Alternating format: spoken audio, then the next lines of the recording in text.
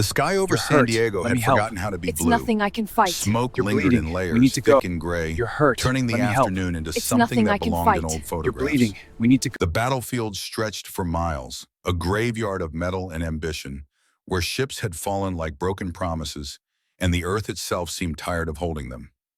Declan Murdoch walked through it with the patience of a man who had learned that hurrying only made bad situations worse. His boots crunched on debris that could have been hull plating or someone's last mistake. He didn't look too closely. After 30 years in the Navy and 5 years doing this civilian work, he'd developed a useful philosophy. Fix what you can reach, document what you can't, and keep moving until the job is done. He was arguing with his scanner again. The device insisted that everything within a 2-kilometer radius was either critically damaged or entirely beyond hope. Declan thought this was pessimistic, even for military-grade equipment. "You've got no imagination," he told the scanner, tapping it against his palm. "Everything's broken until it isn't." The scanner beeped something that might have been agreement or might have been a polite suggestion that he shut up. Declan had long conversations with machines. They didn't talk back, which he appreciated, and they didn't judge him for talking to them, which he appreciated more. The evacuation teams had pulled out 6 hours ago. Officially, the area was cleared. Officially, Declan should have been on the last transport, heading back to the safety perimeter where people drank bad coffee and pretended the world made sense. But officially didn't account for the gnawing certainty that he'd missed someone. It never did. He'd found 3 survivors in places the scanner said were empty. He was hoping for a 4th, or at least hoping he wouldn't find what he usually found when the scanners were right. That's when he saw her. She lay against the broken flank of what had been a cruiser, heavy class by the look of it, though the fire had been thorough enough to make identification complicated. One knee was drawn up, one hand pressed against her side where the armor had cracked and was leaking something that glowed faintly in the smoky light. She looked human enough that his brain relaxed for half a second. Then his brain noticed the ears, long and swept back through dark hair, and the way they twitched when he stepped on a piece of metal that pinged underfoot, and his brain snapped back to full attention. "Oh," Declan said, because nobody ever said the right thing in moments like this. "Good news. You're not scrap metal." Her eyes opened. They were sharp despite the pain, dark and focused in a way that suggested she was cataloging him, assessing threat levels, calculating variables.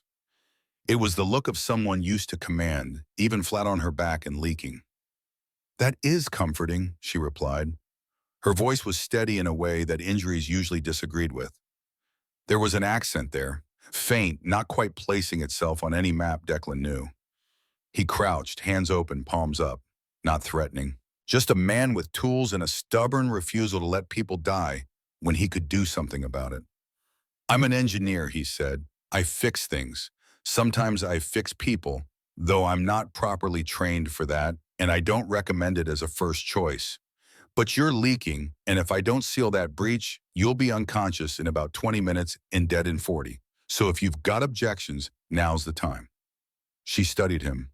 There was something careful in the way she looked at people, like she was reading contracts written in expressions and posture. "You are unarmed." "I prefer to think of it as optimistic," Declan said. "Also, I left my rifle about 2 kilometers back, and I'm hoping it feels guilty and comes home." Something flickered across her face. Amusement, perhaps, or the ghost of it. "You should leave. This area is not secure." Declan glanced around at the ruins, the smoke, the silence that came after screaming. "I think the danger already had its fun and went home. Besides, you're leaking. That looks like a cracked regulator in your armor. And if I don't patch it, you're going to lose consciousness, and then I'm going to feel very rude for leaving you here." She hesitated. He could see the calculation happening behind her eyes, the weighing of risks, the assessment of whether trusting a stranger was more dangerous than dying alone. Finally, she nodded once. Up close, he could see the precision of her features, the way pain was something she managed rather than endured. The armor was advanced, far beyond anything he'd seen in the field. The materials alone suggested engineering budgets that made military contractors look modest. He didn't comment on it. People had their secrets, and bleeding people had a right to keep them. He set to work. His hands moved with the ease of long practice, fingers finding seals and release points, tools clicking softly as he isolated the damaged regulator. As he worked, he talked. Silence made him nervous, and patience did better when you distracted them from the fact that someone was elbow deep in their life support systems. Military contractors never leave enough access panels, he said, prying open a maintenance port. They design everything like it's never going to break, which shows a remarkable optimism about the nature of reality. I once spent 4 hours fixing a mining drone that had developed what I swear was an attitude problem. Kept shutting down its own oxygen recycler just to make a point. You speak as if this is ordinary, she said. It is, Declan replied, swapping out the cracked regulator for a temporary bypass he'd jury-rigged from spare parts. Broken things are everywhere. They don't care who you are or why you're important. They just break, and then someone has to fix them. Her long ears shifted slightly, a gesture he didn't understand but found himself noticing. And who do you think I am? He tightened the seal, wiped soot from his hands onto his already filthy pants, and met her eyes. A soldier who had a very bad day, and someone who deserves not to die in a pile of expensive mistakes. She laughed. The sound surprised them both. It came out rough, like using a muscle long forgotten, and it transformed her face for just a moment into something younger, something less burdened. Declan glanced up, smiled briefly, then returned to his work. He didn't know that across the galaxy, her name bent entire star systems into silence. He didn't know that fleets moved at her word, that councils rose when she entered, that wars had started and ended because she willed it. For now, she was simply there, wounded, watching, unsettled not by fear or pain, but by the strange calm of a man who helped without asking what it might cost him. The repair took another 20 minutes. When he finally sat back, the armor had stopped its soft hissing, and the glow of the leak had faded to nothing. She was still pale, still hurting, but no longer actively dying. Declan considered this an improvement. You'll want to replace that regulator properly when you can, he said. What I did is temporary, good for maybe 12 hours, then it'll fail again, and next time might be less convenient. Noted, she said. She was sitting up now, testing her weight, ignoring the sharp protest from her ribs. You heal fast, Declan observed. Faster than most people I've worked on. Granted, most of my patients are cargo loaders with cracked logic cores, but still, impressive. You compare me to machines often. Only the good ones, he replied. The bad ones explode. That earned another quiet laugh, one she tried and failed to suppress. She looked away, ears angling back in what he suspected was embarrassment, though he had no official documentation to confirm this hypothesis. You are strange, she said. Occupational hazard, Declan answered. You spend enough time talking to broken systems, you forget how to talk to people, assuming I ever knew how in the first place. They rested in the shadow of the wreckage. The afternoon was dying slowly, the smoke turning orange in the fading light. Somewhere in the distance, metal settled with soft groans, and the wind moved through the debris like it was looking for something it had lost. Declan pulled out a portable field generator from his pack, a battered piece of equipment he'd modified so many times it barely resembled its original design. He set it up with the casual expertise of someone who'd done this 100 times before, adjusting frequencies, calibrating output. This'll bend sensor scans away from us, he explained, like a man showing off a clever kitchen appliance. Heat signatures, motion detectors, even visual light if I tune it right. Not perfect, but good enough to keep patrols from noticing we're here. Probably. She watched with an attention that most people reserve for critical technical briefings. When she asked questions, they were precise, informed, and he found himself simplifying less than he usually did. You've had training, he said at last, making a final adjustment to the generator. I've had responsibilities, she replied. Ah, Declan nodded. That explains the posture. Responsibility does terrible things to the spine. Her gaze lingered on him, and there was something searching in it, like she was trying to solve a puzzle she hadn't expected to encounter. You fear nothing here. He shrugged. That's not true. I'm terrified this generator will overload and cook us both. I'm just choosing to trust my work over my anxiety. Also, you don't seem like the stabbing type, which helps. She smiled thinly. You would not survive long in my world. Good, Declan said. I prefer short visits to complicated places. As the hours passed, something shifted in the air around them. Declan didn't notice it, but she did. It was like a pressure behind her thoughts, familiar and patient, waiting. Her people were looking for her. The fleet was searching, methodical and desperate, combing sectors with the efficiency of machines that would not stop until they found their sovereign or confirmed her death. She could call them. The thought sat in her mind like a weight. She had the capacity, even injured, even with damaged equipment, a single psionic pulse, and they would triangulate her position within minutes. Rescue would follow, safety, the return to duties that never ended, and decisions that shaped billions of lives. She did nothing. Declan noticed her stillness. "You okay?" he asked. "You're doing that thing where people look like they're listening to voices nobody else can hear." "Old habit," she said smoothly. "Command channels. Even when they're not active, you listen for them." He nodded, accepting it without question. That unsettled her more than a suspicion would have. People didn't accept things about her. They questioned. They probed. They looked for angles and advantages. This man simply took her words and moved on, as if her privacy was more important than his curiosity. When Declan finally stretched, groaning softly as his back protested the hours of sitting, she asked the question that had been building in her mind. "Why did you help me?" He considered this seriously, like it was a technical problem requiring analysis. The light was almost gone now, and his face was half in shadow. "Because you were there," he said finally. "Because you were broken. Because I could have. Pick whichever reason sounds best to you. None of them is the whole truth, but all of them are part of it." She looked at him, this human engineer with oil-stained hands and an incurable habit of kindness. This man who had no idea that he'd just repaired the most powerful individual in 47 star systems. And she felt something shift inside her, some weight that had pressed against her thoughts for so long she'd forgotten it was there. For the first time in longer than she could remember, someone had helped her without wanting anything in return, without calculations, without angles, just because she was broken and he could fix her. The moment stretched between them, quiet and strange, and dangerously close to something she wasn't ready to name. Then the silence changed.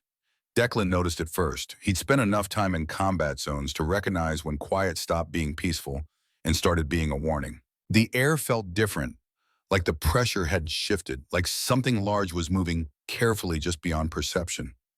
"That's not good," he said quietly. She felt it too, but she felt it differently. Not as sound or pressure, but as intention, as presence. Her long ears shifted, angling back, not in pain now, but in focus. "Patrol," she said. "Crothan, they're returning to search for survivors." Declan's expression didn't change much, but his hands moved to his equipment, efficient and practiced. "How many?" "6, maybe 8, heavily armed." "Fantastic," Declan said. "I love good news." He was already adjusting the field generator, redirecting power, narrowing the coverage area to make it more effective. "This'll hide us if they don't look too hard. If they do a thermal sweep within 10 meters, we're going to have a very short and unpleasant conversation." She started to rise, testing her weight, preparing for conflict. "No," Declan said, not looking up from his work. "You're in no condition to fight. That repair is temporary, remember?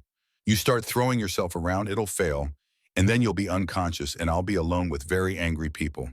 So we're going to sit here, very quietly, and trust that my generator is as clever as I think it is. You cannot know they will not find us." "You're right," he agreed. "But I do know that if we run, they'll definitely find us. If we fight, you'll probably win, but definitely tear something important. So we're trying the boring option first. And if it doesn't work, then you can do something heroic and I'll provide technical support." She wanted to argue. Every instinct, every hour of training, every year of command said that retreat or combat were the only viable options. Hiding was passive, weak, but she was injured. And he was right about the repair being temporary. And there was something in his calm certainty that made her trust the plan, even though trusting made no strategic sense. "Very well," she said, lowering herself back down. "We hide." "We hide," Declan confirmed, "and we hope my modifications work better than my last 3 attempts, which had mixed results." The patrol moved through the wreckage like ghosts with purpose. She could feel them, their bioelectric signatures pressing against the edges of her awareness.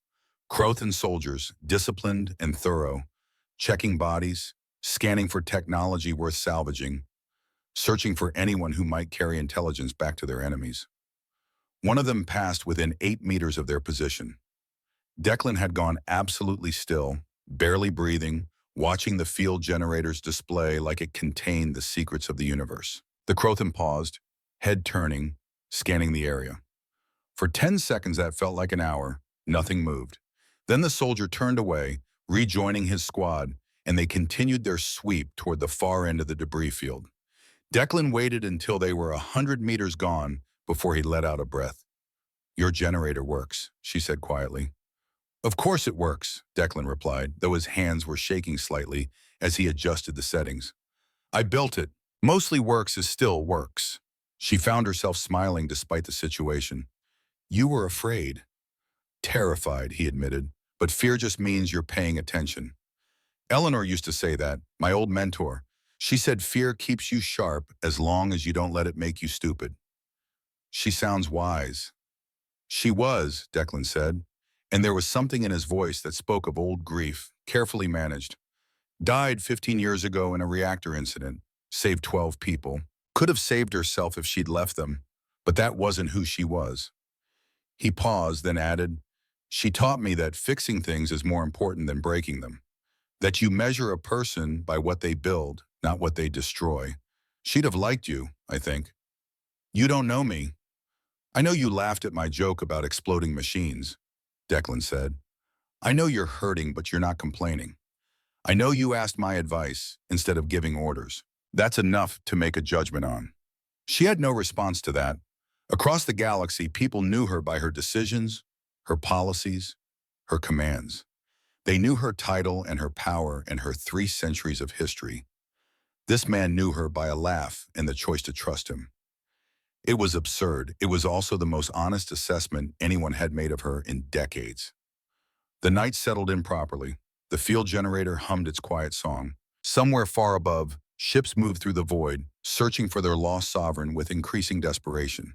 She could feel them, distant but present, like a pressure at the base of her skull. She could end this. One thought, one pulse of psionic energy, and they would come. Rescue, safety, return to the endless weight of decisions that shape civilizations. She looked at Declan, who was checking the generator's power levels, with the focused attention of someone who trusted nothing to work without verification. "There is something I should tell you," she said. He glanced up, waiting. She hesitated. The words felt strange in her mouth, truth offered without calculation, without considering how it would change the dynamic between them. "I am not simply a soldier," she said carefully. "My position is more significant than that." "I figured," Declan replied. "Your armor's worth more than my entire career salary, and you ask questions like someone used to getting complete technical briefings. So you're an officer, probably high-ranking, higher than you imagine." He considered this, then shrugged. "Okay, does it change the fact that you're injured and need help?" "No." "Then it doesn't matter much right now, does it?" She stared at him. The simplicity of his logic was either profoundly naive or profoundly wise, and she wasn't certain which. "You're not curious," she said. "I'm incredibly curious," Declan corrected. "I want to know your rank, your mission, why you were here, what happened to your ship, and about 40 other things.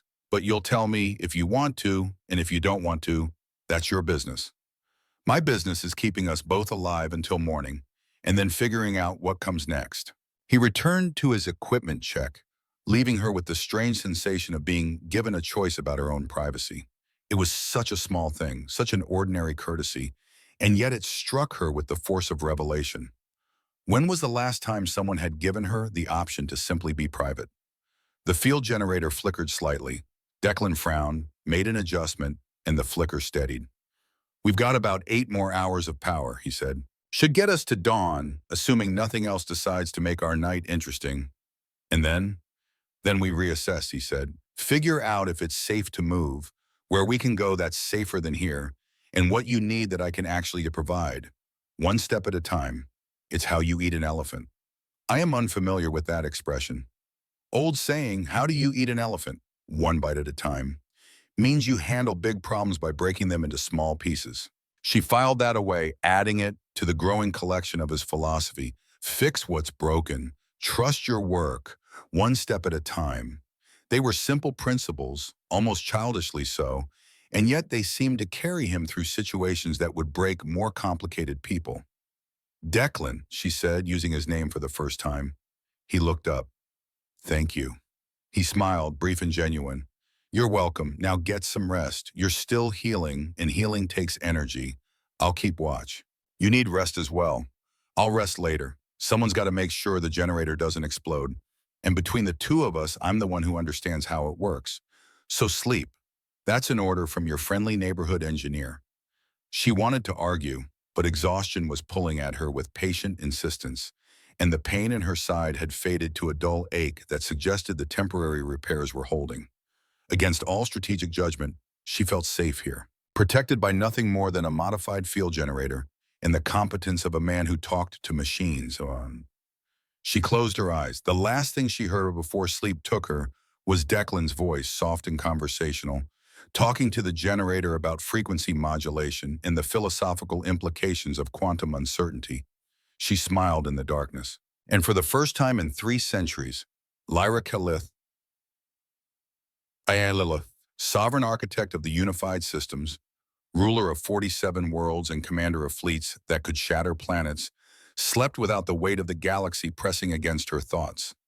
Above them, the stars turned in their ancient patterns, indifferent to thrones and titles and the strange friendship forming in the ruins of San Diego. Dawn came carefully, like it wasn't sure it was welcome. The smoke had thinned during the night, and the sky showed hints of blue between the gray, though the air still tasted of burning and regret. Lyra woke to the sound of Declan working, his hands moving through equipment with the quiet efficiency of someone performing a familiar ritual. He'd set out 2 ration packs on a flat piece of hull plating, the kind of field meals that military procurement specialists designed to be nutritionally complete and entirely joyless. He'd modified them somehow, adding something from his pack that made them smell almost edible. Morning, he said without looking up. I found protein supplements in my kit. They're strawberry flavored, which is a lie, but they make the rations less depressing. Coffee's real, though. I don't compromise on coffee. She sat up slowly, testing her body's response. The pain had receded to manageable levels, and the armor repair was still holding. You stayed awake all night. Someone had to. The generator had opinions about its workload around 0300. We had a conversation about reasonable expectations. He handed her a ration pack and a cup of coffee that steamed in the cool morning air. How do you feel? Functional, she said, which was more truth than she usually offered.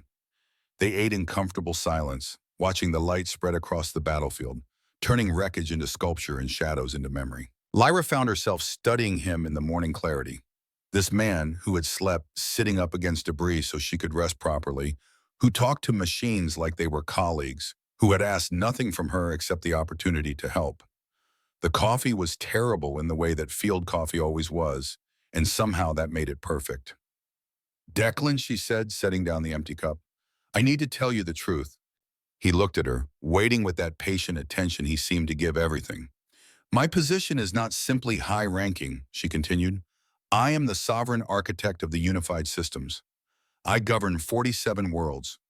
The fleet searching for me numbers in the hundreds. My word can end wars or start them. She watched for his reaction. Shock, perhaps. Disbelief. Fear. The sudden recalculation of how to behave around someone whose power could reshape star systems. Declan was silent for 30 seconds. Then he said, So that armor breach is definitely a lawsuit waiting to happen. Safety regulations for heads of state should be stricter. Despite everything, despite the weight of confession and the vulnerability of truth, she laughed. The sound came out rough and surprised, and then it transformed into something she hadn't felt in decades. She was crying, not the careful, controlled tears of diplomatic sorrow. Real crying, the kind that came from somewhere deep and honest, where she'd buried everything that didn't fit the image of the sovereign architect, the eternal leader, the woman who could not afford weakness because billions depended on her strength. Declan didn't speak. He simply moved closer, not touching, just present, letting her have the moment without trying to fix it or manage it or make it into something more comfortable for him. When she finally stopped, her face was wet and her composure was shattered, and she felt somehow lighter than she had in a century. "I apologize," she said, wiping her eyes. "That was inappropriate." "That was human," Declan corrected gently. "And you're allowed to be human, even if you rule galaxies. Maybe especially then." She looked at him, this engineer with grease under his fingernails and wisdom in his worn face. "You're not afraid of me. Should I be? You're still the person who laughed at my joke about machines with attitude problems. Title doesn't change that. It changes everything." "Not for me," he said simply. "You can be the sovereign, whatever of wherever. Right now, you're someone who needs help, and I can provide that help. So that's what matters. Everything else is just paperwork and politics." She had ruled for 3 centuries. She had negotiated with species whose minds worked in dimensions humans couldn't perceive. She had made decisions that shaped the course of civilizations. And in all that time, no one had ever reduced her position to paperwork and politics with such genuine indifference to her power. It was the most respectful thing anyone had said to her in years. "There's more you need to know," she said. "I didn't crash by accident. My flagship was sabotaged. Someone on my command council arranged this." Now Declan's expression changed, sharpening into focus. "You know who?" "Not yet, but I retrieved the data core from my escape pod last night, while you slept.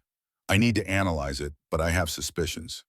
He processed this information with the methodical care of someone solving a technical problem. "If someone on your council tried to kill you, they probably have people watching for your emergency signals. So calling your fleet might bring friends or enemies." "Precisely. That's complicated." "Yes. We should probably analyze that data," Declan said. "I'm good with encrypted systems. Military background has its uses." They worked together in the growing light, Declan rigging a portable interface to the data core, while Lyra navigated the Eltharian security protocols. It took an hour of careful coordination, his technical expertise complementing her command access, before the files unlocked. What they found turned her blood cold. The sabotage had been planned for 6 months. Detailed schematics of her flagship's defensive systems, perfectly timed gaps in patrol routes, falsified maintenance records that ensured critical systems would fail at precise moments. And at the center of it all, authorization codes that belonged to only one person, High Admiral Marcus Venn, her mentor, her teacher for 80 years, the man who had trained her in strategy and leadership and the weight of command. "This cannot be right," she said, but her voice lacked conviction. The evidence was absolute, damning, irrefutable. Declan was reading the tactical files, his face grim. "There's more. He's planning a strike on the Crothon homeworld, false flag operation. Make it look like they attacked a civilian station, then respond with overwhelming force. Timeline says 36 hours from now." "How many casualties?" Declan's jaw tightened. "Estimated 4 billion. He's targeting population centers." The numbers hit her like physical blows. 4 billion lives, erased, murdered, all to perpetuate a war that should have ended decades ago. "Why?"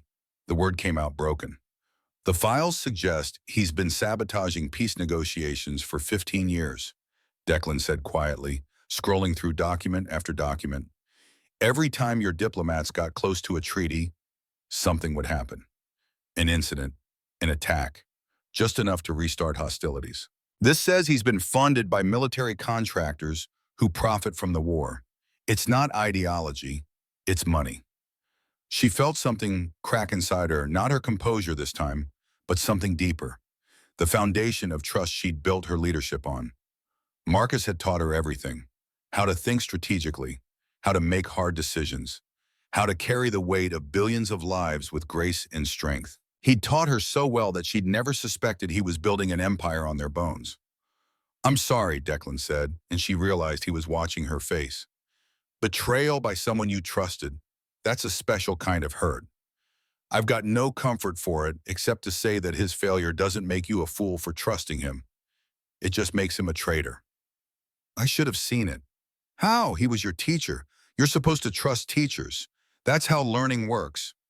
He paused, then added, "Eleanor taught me that sometimes the people closest to us are the ones who can hurt us most because we give them the access.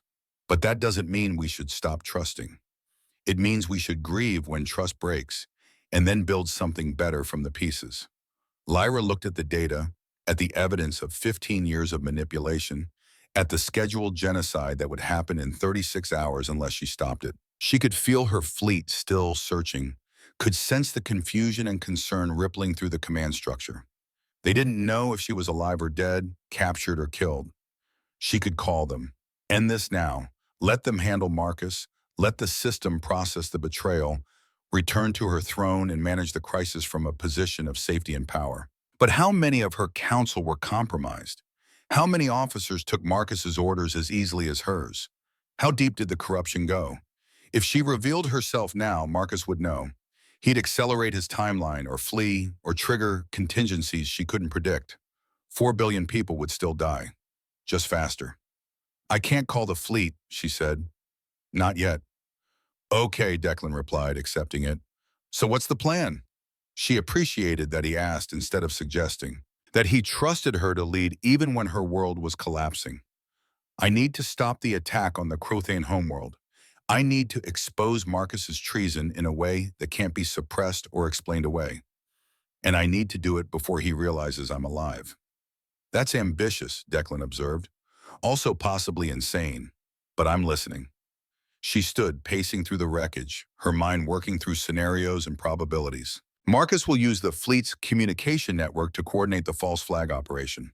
If I can access that network, I can broadcast evidence of his treason directly to every ship, every world, every news service in the unified systems simultaneously. He can't suppress what everyone already knows. You need a powerful transmitter, Declan said. Something that can punch through military encryption and reach that many targets at once. Yes. He thought for a moment, then said, Point Loma Naval Station, 12 kilometers west of here. It's been abandoned since the invasion started, but the deep space communication array should still be functional. I worked on that system back in my Navy days. It was designed to coordinate Pacific Fleet operations, but the architecture could handle what you need if we modify it. Can you do that?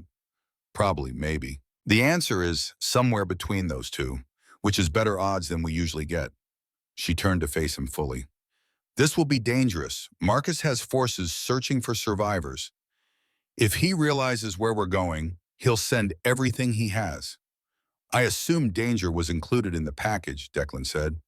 Comes standard with saving galaxies. You could leave. You've done enough, more than enough. I could, he agreed.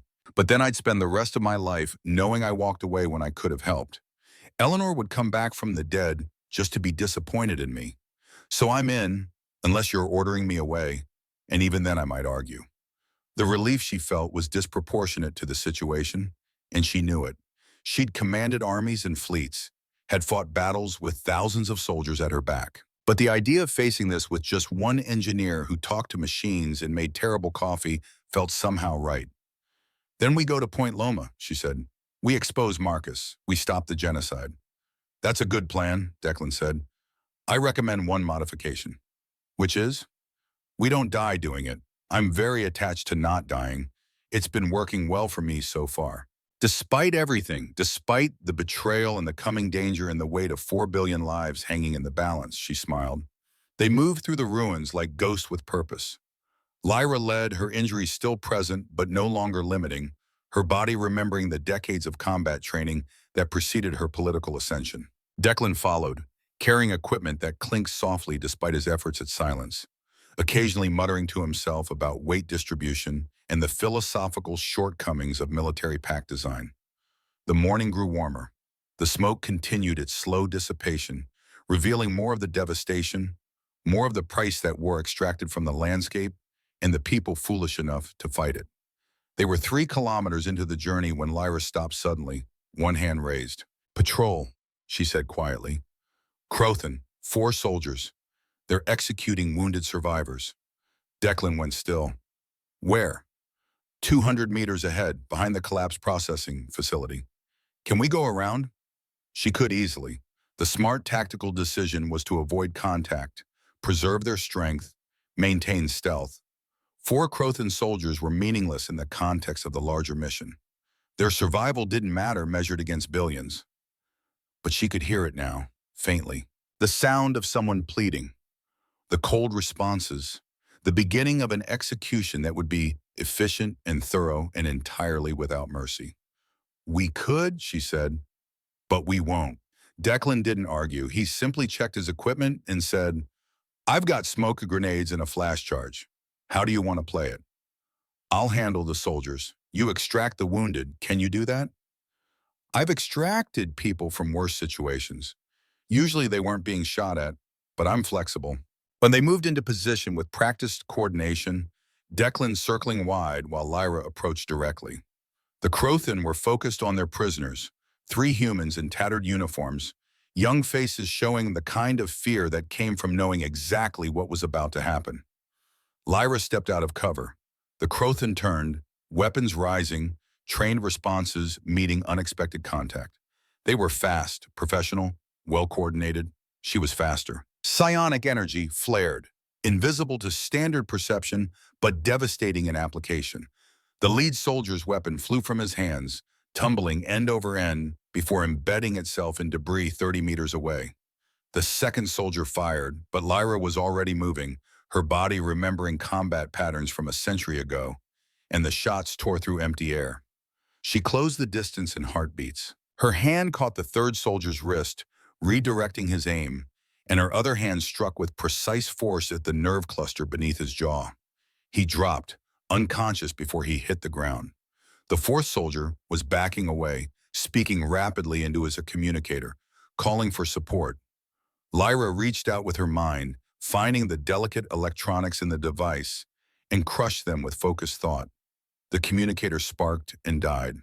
"You don't want to fight me," she said in perfect Crothan, a language she'd learned decades ago in preparation for negotiations that Marcus had ensured never happened. "Stand down." The soldier stared at her, recognition dawning in his eyes. "You're Aeltharian, command level. What are you doing here?"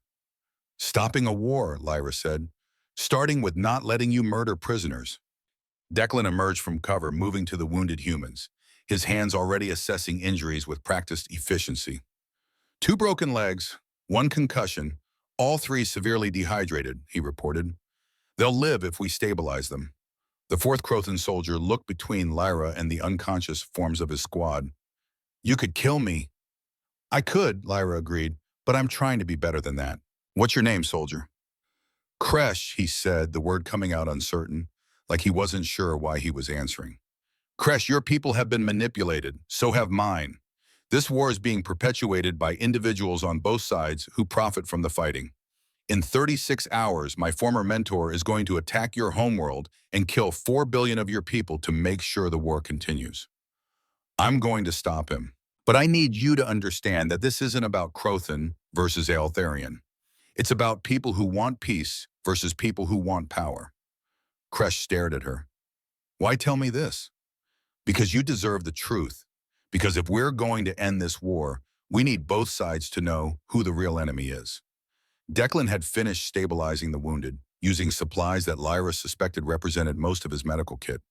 He looked up at Kresh. "Your friends will wake up in about 20 minutes with bad headaches. These three will live if they get proper medical attention in the next few hours. There's an evacuation point 6 kilometers east. Can you get them there?" "You want me to help your soldiers?" "I want you to help people," Declan corrected. "They happen to be human. You happen to be Crothan, but mostly they're wounded and you're capable. Seems like a simple equation to me."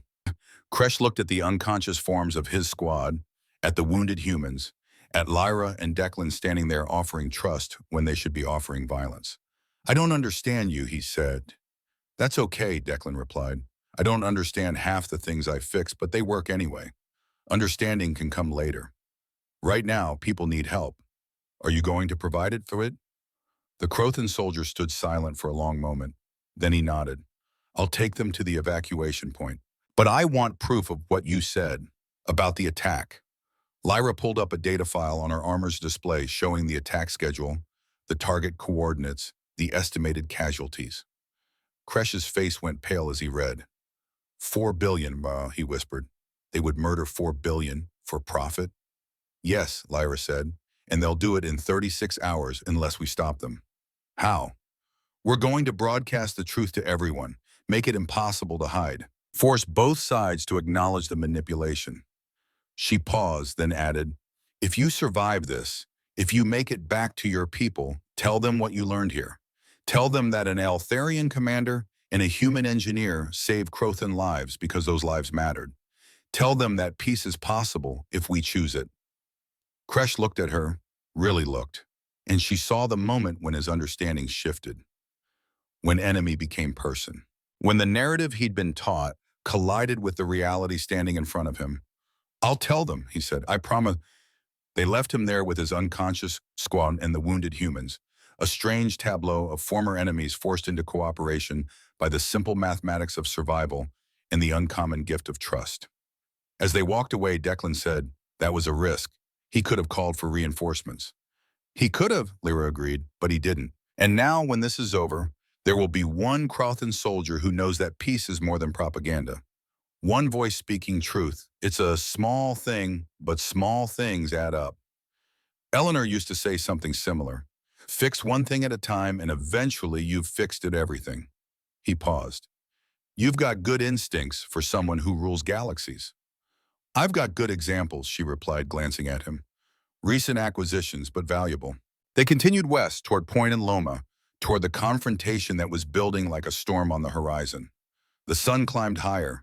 The ruins gave way gradually to less damaged areas, streets where the fighting had been brief, buildings that still stood, though their windows were dark and empty. The armor repair was holding, but barely. Lyra could feel the regulator struggling, compensating for damage with increasing difficulty. Declan's 12-hour estimate had been optimistic. 4 hours, maybe 5, before complete failure. She needed to finish this before her body became a liability again. She didn't mention it to Declan. He had enough to worry about. Lyra could feel Marcus's forces in the distance, search grids tightening, patterns optimizing. They were looking for her with increasing desperation, which meant Marcus knew something had gone wrong. The longer she stayed hidden, the more dangerous he would become. But she was done hiding, done running, done letting others make decisions about the galaxy's future while she sat on a throne and tried to manage the consequences. If she was going to lead, she would lead. Not from a distance, not through intermediaries, not with the safety of protocols and procedures. She would lead from the front, where Eleanor had taught Declan to stand, where Declan had shown her that leadership meant. Point Loma Naval Station rose ahead of them, silent and waiting, its communication array pointed at the stars like a question that had forgotten its answer. It was time to remind the galaxy what truth sounded like. Point Loma Naval Station stood like a monument to a war that had moved on and forgotten to take it along. The main structures were intact, though windows gaped empty and doors hung at angles that suggested violence followed by abandonment. The communication array dominated the skyline, a lattice of metal and purpose, reaching toward space with the optimism of engineers who believed distance could be conquered with sufficient signal strength. Declan studied it with the expression of a man reuniting with an old friend who had aged poorly. It's bigger than I remembered, he said, also more damaged. But the core architecture should be sound. Navy builds things to survive, and communication arrays were priority infrastructure. Even if the power grid is down, there'll be backup generators in the sublevels. How long to make it functional? Lyra asked. Depends on what's broken. Could be 2 hours, could be 6. Won't know until I get inside and start diagnosing. He glanced at her. You sensing anything problematic? She extended her awareness, feeling for the bioelectric signatures that marked living beings, for the electronic hum of active surveillance systems. The effort was harder than it should have been. Hours of combat and psionic exertion had depleted her reserves more than she'd admitted, even to herself. Her range was diminished, her clarity reduced. The station appears empty, she said carefully. No patrols in the immediate area, no automated defenses active. That's either very good or a trap. Both, probably, Lyra said. Marcus is thorough. If he's tracked our general direction, he'll have forces converging on likely targets. This station is obvious. So we work fast and hope we finish before company arrives. Essentially. I've built a career on that strategy, Declan said. Let's see if it holds. They entered through a maintenance access that Declan remembered from his service years, a door that had been designed to resist forced entry and had failed at that mission with enthusiasm.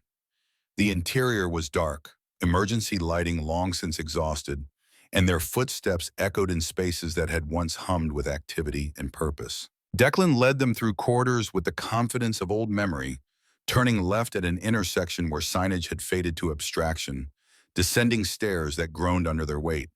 The air smelled of dust and isolation, and the particular staleness that came from ventilation systems giving up.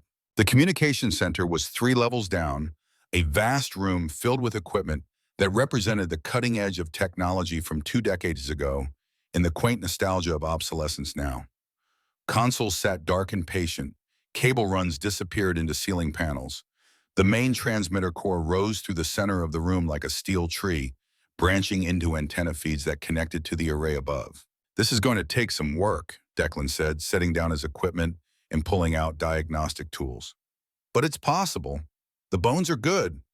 Lyra watched him work, his hands moving with the kind of certainty that came from muscle memory and deep familiarity. He talked as he worked, explaining what he was doing, not because she asked, but because silence made him nervous, and explaining helped him think. Power grid's dead like I thought, but the backup generators are intact, just offline. Need to bypass the safety interlocks, convince them that turning on is a good idea. Then we route power to the transmitter core, calibrate the frequency modulation systems, and align the array to your target coordinates. He paused, fingers deep in a panel's wiring. This would be easier with a proper engineering team, maybe some coffee, definitely better lighting. You're doing remarkably well given the circumstances, Lyra said. I'm performing barely adequate field repairs on a system that should be maintained by 20 specialists with proper equipment, but I appreciate the encouragement. She found herself smiling. Somewhere above them, Marcus was mobilizing forces to ensure his genocide proceeded on schedule. Somewhere in the fleet, loyal officers were searching desperately for their missing sovereign. And here, in an abandoned military facility, an engineer was complaining about lighting while preparing to save 4 billion lives. The absurdity was almost comforting. An hour passed, then another. Declan worked with focused intensity, occasionally muttering things like, "That's not supposed to connect there," and "well, that's creative sabotage," as he uncovered damage and improvised solutions. Lyra assisted where she could, her command-level technical knowledge complementing his practical expertise. The generators came online with a rumble that shook dust from ceiling panels. Emergency lighting flickered to life, turning the communication center from a tomb into merely a very outdated workplace. Power flowed through systems that remembered how to function, and consoles began their boot sequences with the enthusiasm of machines waking from long sleep. We're getting there, Declan said, working on the transmitter core now. Another 40 minutes to calibrate the array, then we can broadcast. That's when Lyra felt it. The change in the air, the pressure of intention, the approaching presence of coordinated violence.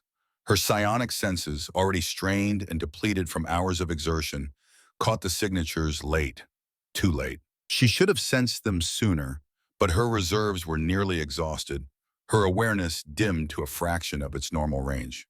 "We have company," she said quietly, cursing her own limitations. "Multiple contacts, 20, maybe 25. Military-grade equipment. They'll be at the station perimeter in 5 minutes." Declan's hands didn't stop moving. "Can you hold them off?" "For a time, but if they get past me, you'll be vulnerable." "Then don't let them past you," he said simply. "I need 30 minutes. Can you give me 30 minutes?" She pulled up the tactical situation in her mind, calculating angles and approaches, assessing her capabilities against their numbers. 25 trained soldiers with support weapons against 1 injured sovereign with depleted psionic reserves and failing armor. The mathematics were unfavorable, but mathematics had never stopped her before. "I can give you 30 minutes, she said. "Good enough," Declan replied. Then he looked up, meeting her eyes. "Lyra, don't die for this. If it gets bad, you run. The galaxy needs you more than it needs one broadcast." "The galaxy needs the truth more than it needs me," she corrected. "Finish the work, Declan. I'll handle the rest." She moved toward the exit, checking her armor's power levels. assessing what weapons she still had available. Not much. Enough. Lyra, Declan called after her. She turned. Eleanor used to say that the measure of a person is what they're willing to sacrifice for strangers. You're measuring up pretty well. She nodded, unable to speak past the sudden tightness in her throat. And then she was moving, ascending the stairs, heading toward the upper levels where she could control the approaches and force the enemy into positions that favored defense over assault. The first soldiers entered the station with professional caution, weapons raised, moving in coordinated pairs. Lyra hit them from above, psionic force throwing two into walls with enough impact to guarantee unconsciousness. The others scattered, seeking cover, returning fire. She moved through the building like a storm, appearing and disappearing, striking and withdrawing. Her combat training had never left her, merely waited, and now it returned with the clarity of muscle memory. She used the environment, collapsing doorways, redirecting their fire into their own positions, creating chaos from their coordination. But they were good, disciplined. They adapted to her tactics, began working in larger groups, covering angles, forcing her to expend more energy for each engagement. Time became elastic, stretching and compressing. Minutes felt like hours. She lost count of how many she'd incapacitated, focused only on the next threat, the next decision, the next moment of Romeo. And then the dropship arrived. She should have sensed it sooner, but her psionic reserves were depleted from hours of combat, her awareness dimmed to a fraction of its normal range. The massive displacement of air was her first warning, the thermal signature of military-grade engines her second. It settled on the station roof with the precision of practiced insertion, and new contacts emerged. Not standard soldiers now, elite guard, Marcus's personal security detail. 6 of them, enhanced and augmented, carrying weapons that could punch through reinforced armor. And Marcus himself, she could feel his presence, familiar and terrible, like recognizing a melody that had once brought comfort and now brought only pain. He appeared at the end of the corridor, framed in the doorway, backlit by emergency lighting. His armor was ceremonial grade, marked with honors from campaigns spanning centuries. His face was exactly as she remembered, strong and certain, the face of a teacher who had shaped her understanding of leadership and duty. "Lyra," he said, and his voice carried the warmth of genuine affection. "I hoped you had died in the crash. This is much more complicated." "You tried to kill me," she said, the words flat and factual. "I tried to free you," Marcus corrected, "from the burden of misguided compassion, from the weakness of seeking peace with those who only understand strength. I taught you better than this. You taught me duty. You taught me sacrifice. You taught me to protect those who cannot protect themselves." She straightened despite her exhaustion, despite her injuries. "You didn't teach me to murder billions for profit." "Profit?" Marcus laughed, and the sound was genuine, almost sad. "You think this is about money, Lyra. I'm trying to save our civilization. Peace makes us weak. It makes us soft. The Crothan will never stop threatening us. The only permanent solution is elimination. You don't believe that.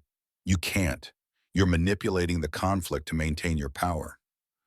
"I'm maintaining necessary strength," and he said, "and if that requires difficult decisions, then I make them so you don't have to.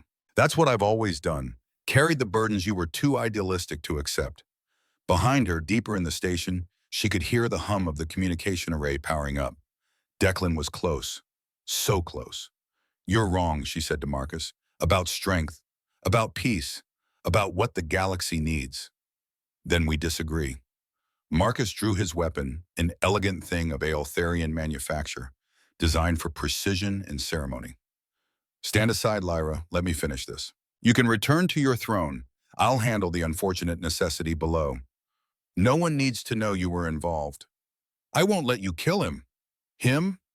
Marcus's expression shifted, understanding dawning.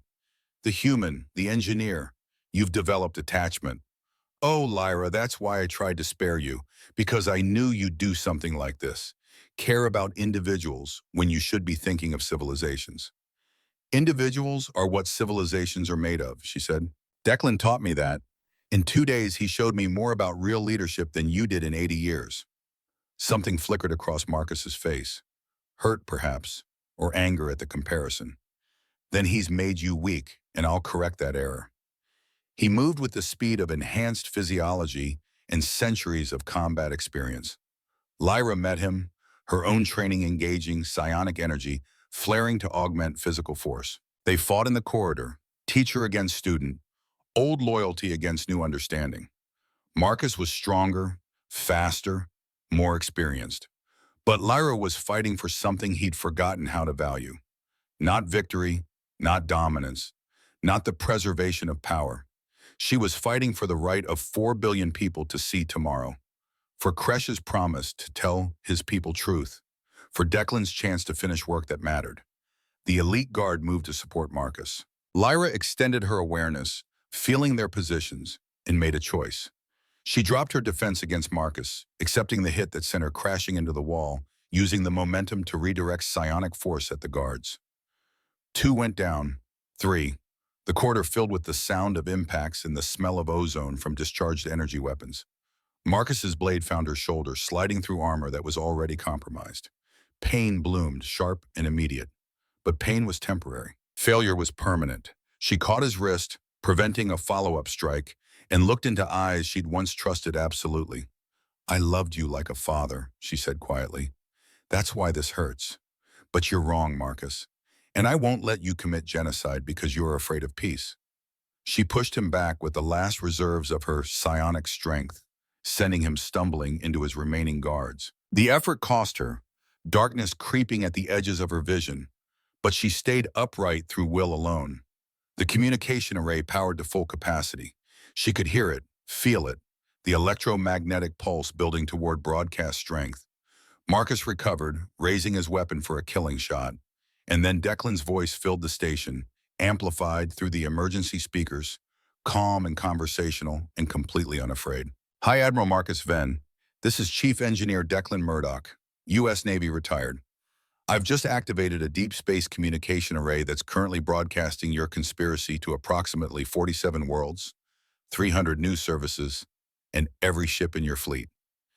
Evidence of your sabotage, your manipulation of peace talks, and your planned genocide against the Crothan homeworld is now public record. I thought you should know before you did something you'd regret." Marcus froze. Understanding and rage warred across his features. The broadcast includes testimony from Crothan soldier Kresh, who survived your attempt to escalate conflict through false flag operations. It includes technical analysis from me about how your conspiracy was engineered, and it includes a message from your sovereign, who is currently preventing you from interfering with the truth. Declan paused, then added, "Also, your captains are refusing your orders. Turns out, people don't like serving commanders who commit treason." Who knew? The station's communication system chimed with incoming signals.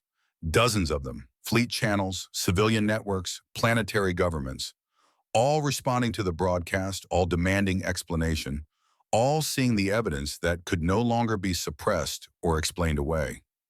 Marcus stood in the corridor, his weapon still raised, but the certainty had drained from his posture.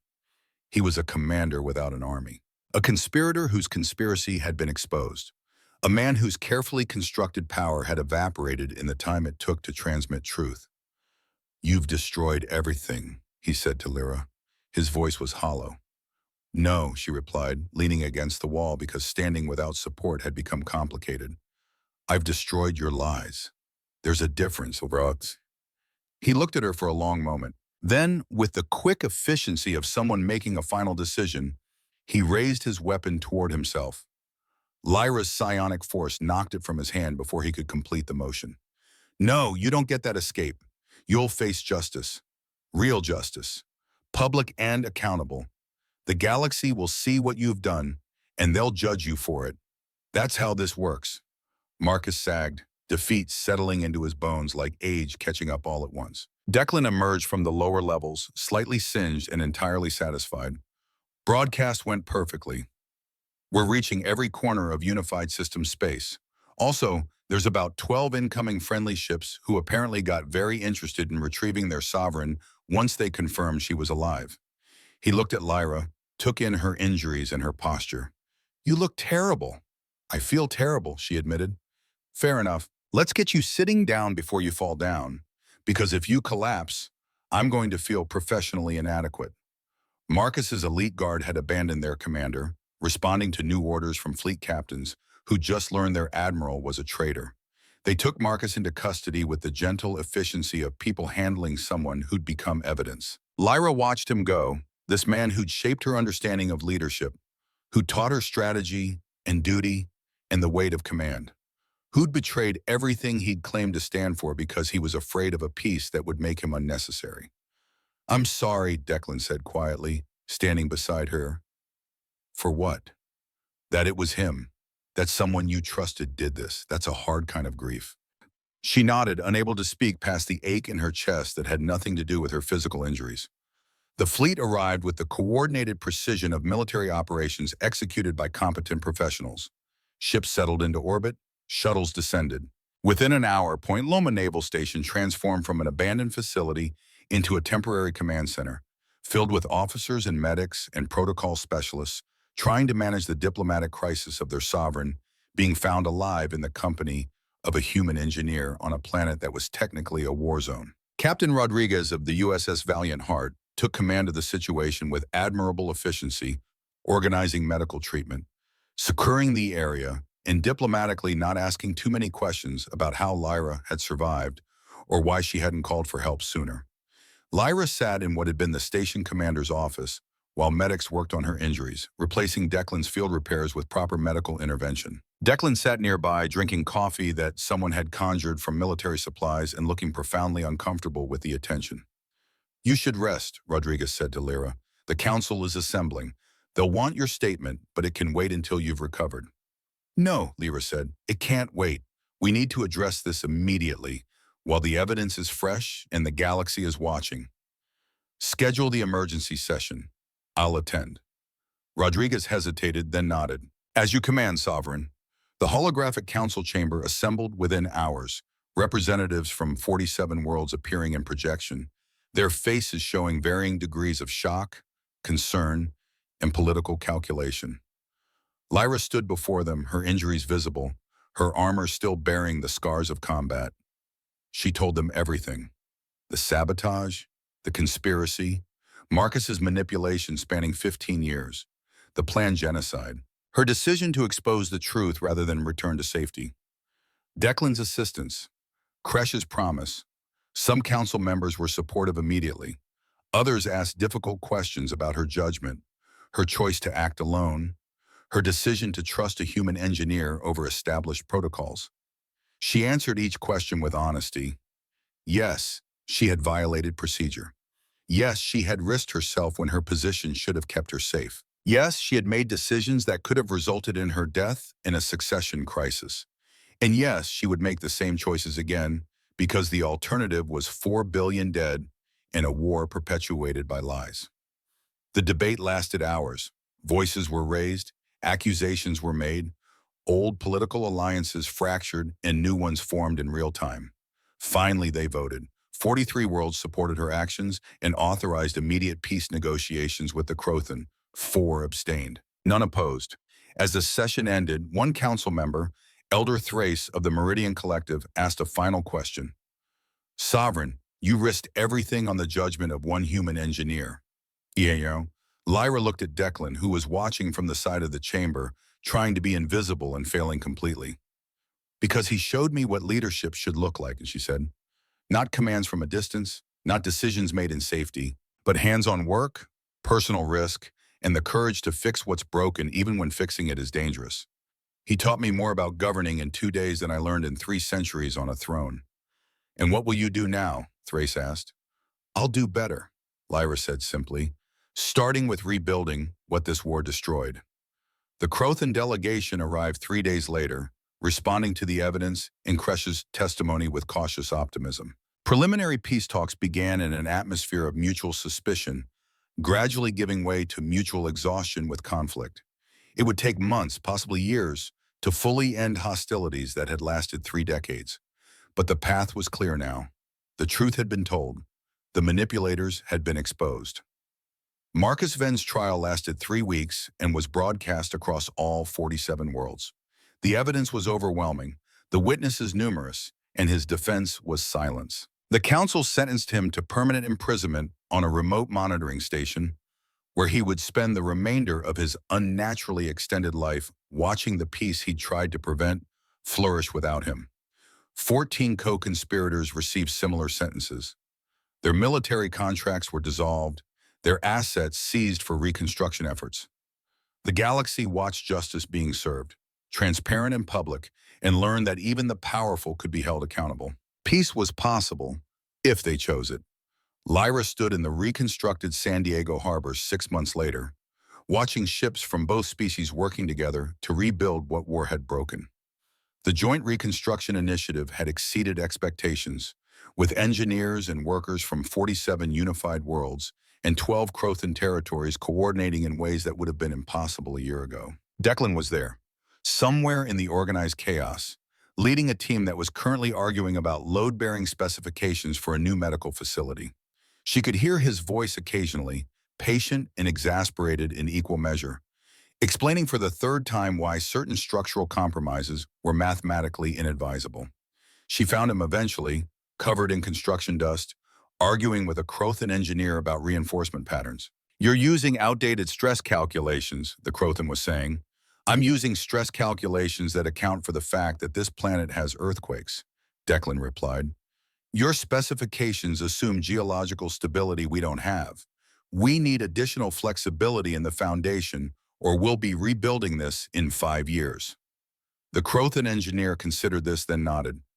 "Your point is valid. We'll modify the design." Lyra waited until they'd finished before approaching. Declan saw her and smiled, the expression transforming his tired face. "Sovereign," he said. "Shouldn't you be somewhere important, making important decisions?" "I'm somewhere important," she replied, "and I'm here to learn." "Learn what?" "You promised to teach me to fix things myself, not just command others to fix them. I'm taking you up on that offer." He looked surprised, then thoughtful, then pleased. "Okay, but I warn you, I'm a terrible teacher. I talk too much, and I expect people to understand concepts before I've explained them properly." "I'll manage," she said.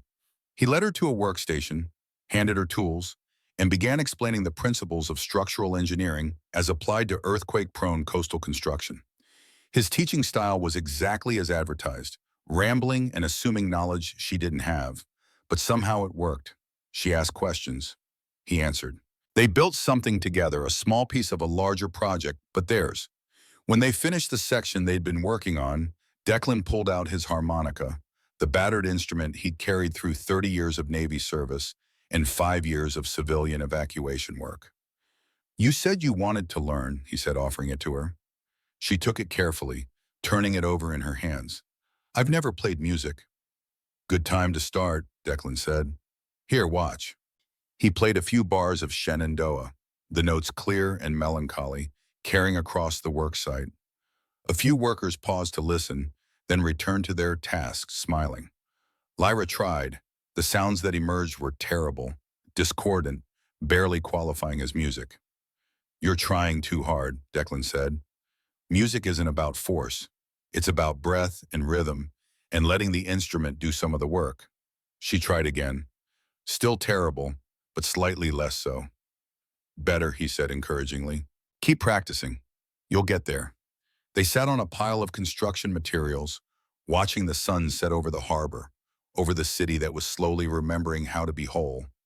Ships moved in the distance. Workers packed up tools.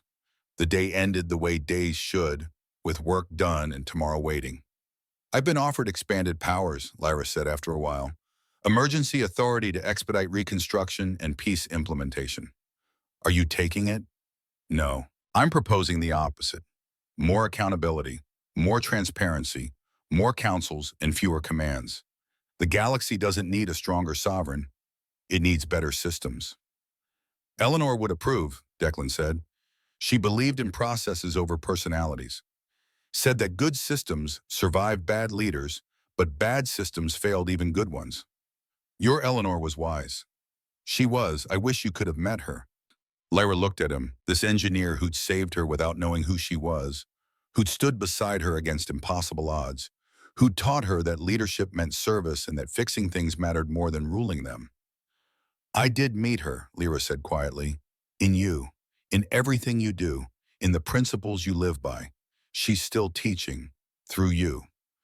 Declan was quiet for a moment. Then he nodded, blinking something away from his eyes. Yeah, I suppose she is. The harbor lights began to activate, points of illumination against the gathering darkness. The reconstruction would continue tomorrow, and the day after, and for months and years to come.